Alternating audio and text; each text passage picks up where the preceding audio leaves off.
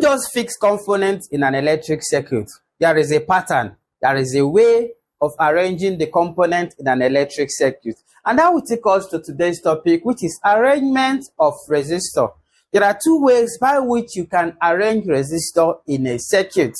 Two ways. Number one is series. Series means end-to-end connection of resistors. That is, if you have one resistor here, this is the end of it, and you connect another resistor here.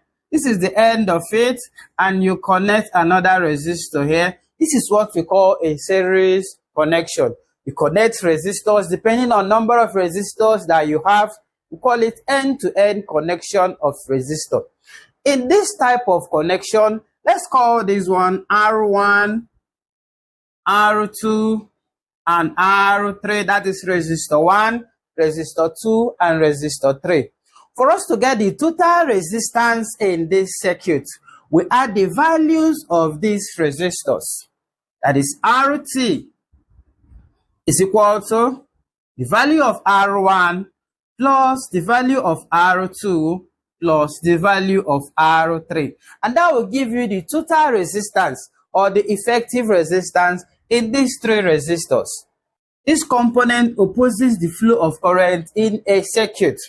So if current is flowing here and it gets to this component, the quantity of current flowing through this component is the same as the quantity of current flowing through this component is the same as the quantity of current flowing through this component, which means that I total, which is the total current, is equal to the current flowing through resistor 1 and is equal to the current flowing through resistor 2, and it is equal to the current flowing through resistor 3.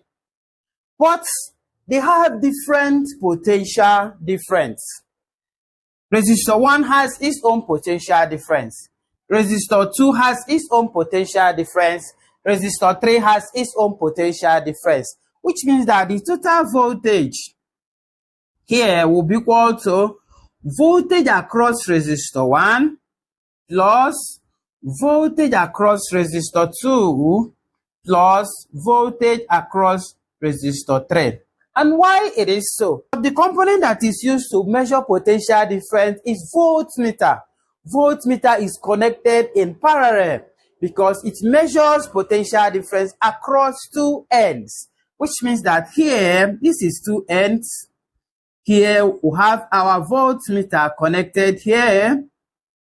We have our voltmeter connected here. And we have our voltmeter connected here. So each of the components has its own voltmeter.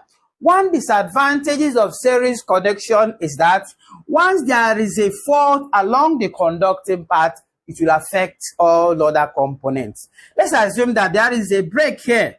If there is a break here, which means that current can no longer get to these various components. In my next class, I will be discussing another way of arranging components, which is parallel connection. Please don't forget to like, share this post for others to learn. Bye.